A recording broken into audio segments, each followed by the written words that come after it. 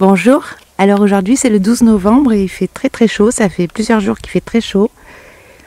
Et donc je vais vous montrer quelques petits aménagements qu'on a fait. On a tout dégagé, là, toute cette partie là qui était toute pleine de genêts et de ronces. Donc on a tout dégagé et puis on va l'aménager donc du bout tout au fond là-bas. Et on va aménager toute cette zone là, tout ça. On a commencé à faire des petites buttes et on va planter au milieu avec les pins. On va enlever quelques petits sapins pour Douglas.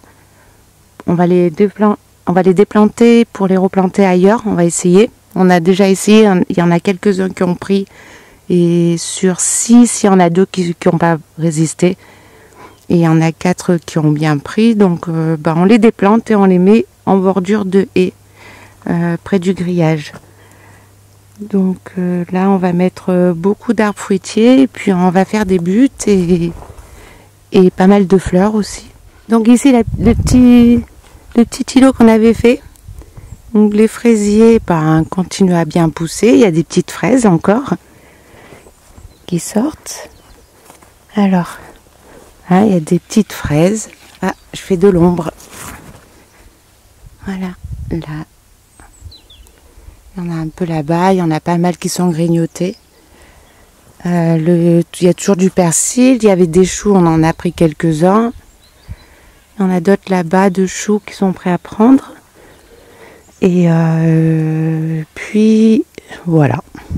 Donc voilà, pour ça, on va replanter. Le thym rampant est toujours là, il grandit. Le but du thym rampant, c'est qu'il colonise un petit peu tout le tour du petit îlot. J'en ai fait des boutures aussi pour en avoir un peu plus et je vais vous montrer dans la serre. Alors dans la serre, il n'y a plus grand chose.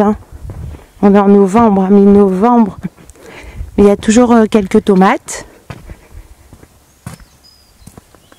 J'ai enlevé des courgettes qui étaient un petit peu sèches. J'ai enlevé les haricots tout le long qui avaient séché.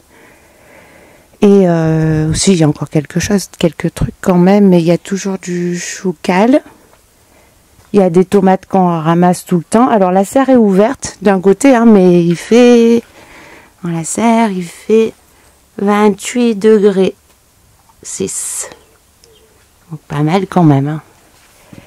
Et j'ai fait des boutures de sol pleureur là qui sont en train de prendre,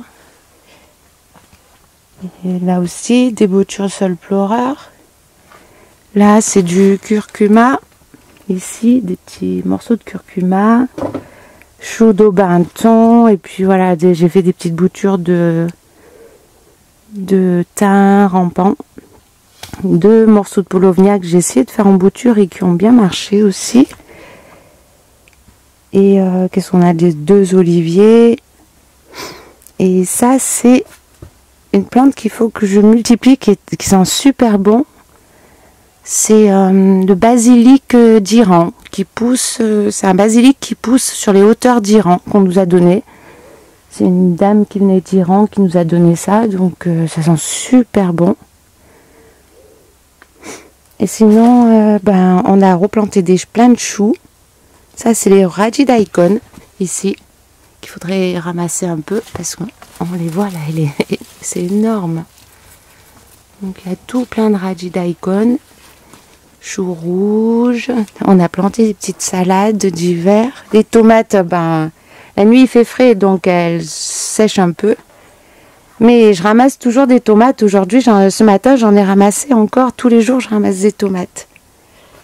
Et une courgette aussi. Bon, les plants de courgettes, ils sont un petit peu abîmés. Maintenant, ils sont un peu secs. Mais j'ai ramassé une courgette ce matin encore.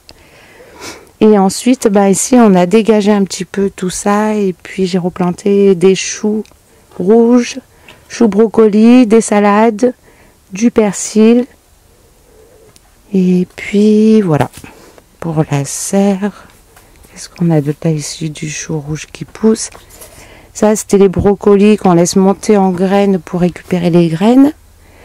Il y a des blettes aussi, des petites blettes qui poussent là. Des blettes derrière. Et puis là, c'est un radis daikon encore. C'est super gros, hein.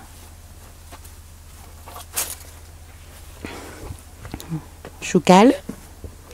Les petits choux rouges qui sont en train de se former.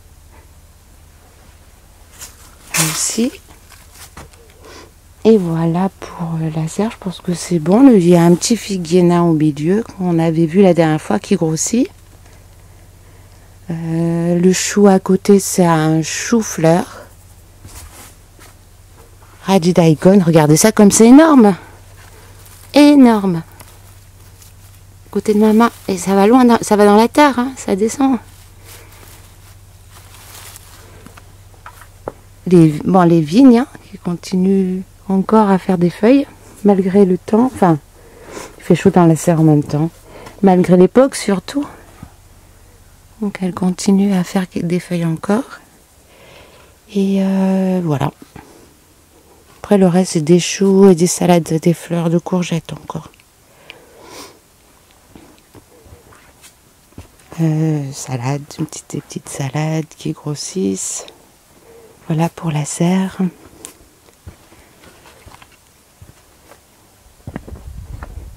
Et puis dehors, il n'y a plus grand chose. Hein. Il y a un petit peu de chou cal, on va faire le tour un petit peu. Ah là c'est l'Eleagnus. Celui-ci c'est le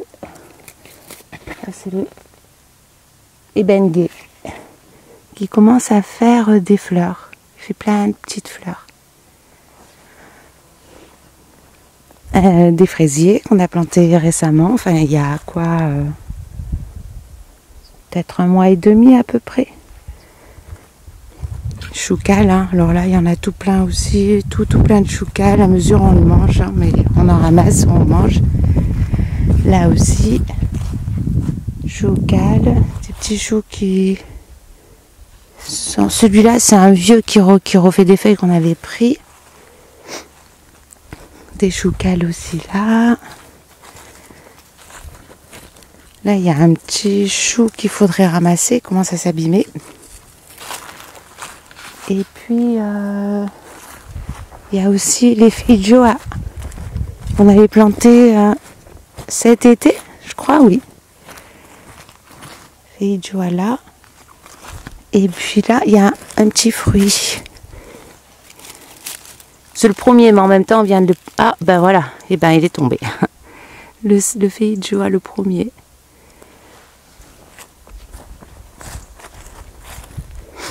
Et voilà. Donc là, c'est myrtille et un fraisier. Chou cal. Et on a aussi quelques choux brocolis. On a replanté des choux là-bas. On a planté des choux brocolis et des choux fleurs. Et là, on a un petit peu de... Enfin, ça, c'est les... Je sais pas si vous vous rappelez, c'était les choux qui avaient été tout grignotés. Dans une vidéo, vous avais montré les choux qui avaient été tout grignotés jusqu'à la base et qui sont repartis. Donc... il y aura ce qu'il y aura, hein. Il y a un petit peu de choux brocoli. En fait, c'est c'est pas les choux brocolis, c'est des choux choux de Bruxelles. Donc on a quelques petits choux de Bruxelles qui sortent.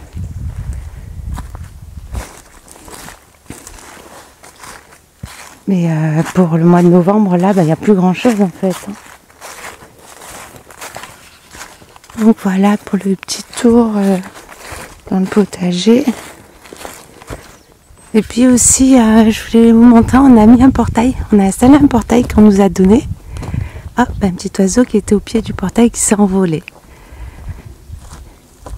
Donc voilà, bon, enfin, ça a été un petit peu quelques travaux là qui ont été faits ces derniers temps pour installer le portail.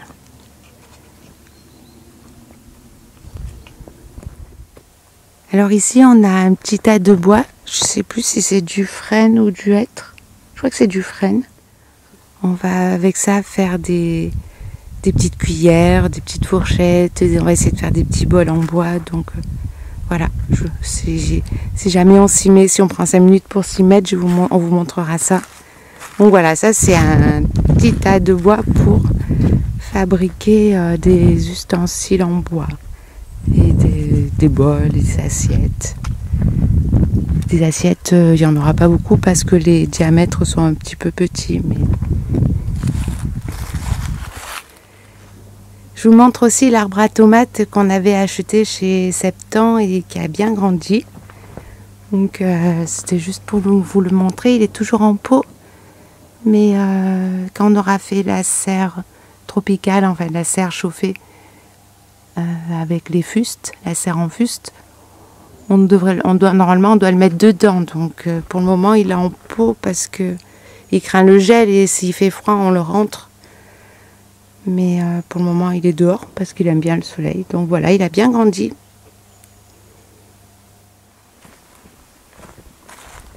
Je vais vous montrer aussi le petit ruisseau que je vous montre presque tout le temps, mais voilà, il coule toujours. Donc heureusement d'ailleurs. Hein.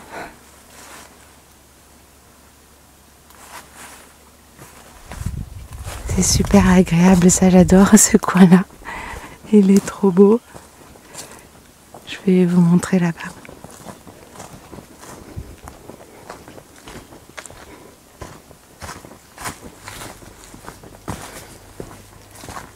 Donc là il coule aussi, puis il passe par là. Il fait tout le tour du petit bois. Enfin, et là il passe au milieu du petit bois et là après il passe tout le long.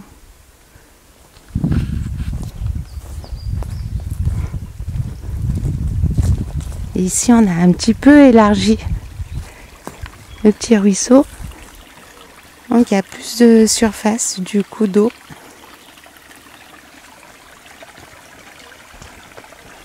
Puisqu'on est là, on avait ramassé des châtaignes. On a laissé couler dans l'eau. On en a mangé déjà quelques-unes, j'en ai donné. J'ai essayé de faire la farine de châtaigne aussi, j'ai réussi à en faire un petit peu. Et voilà.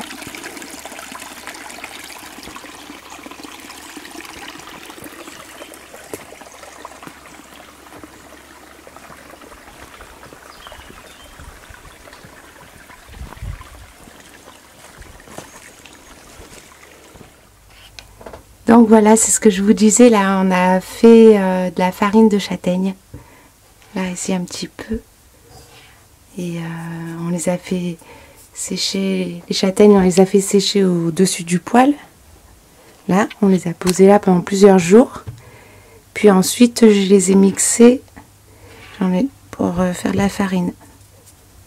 Donc voilà, c'est la première fois que j'en fais, donc c'est un test, hein. Et puis là aussi il y a les baies d'aubépine qui sèchent. J'ai ramassé. Là, il y a 2 jours. Et puis, il y a 15 jours, j'en avais fait aussi sécher des baies d'aubépine. Et une fois qu'elles étaient sèches, je les ai mixées grossièrement pour faire des tisanes.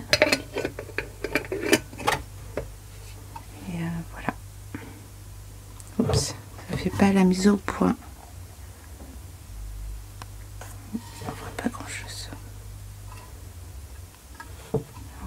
Voilà pour ce que j'ai ramassé là en aubépine et un petit peu de châtaigne, farine de châtaigne.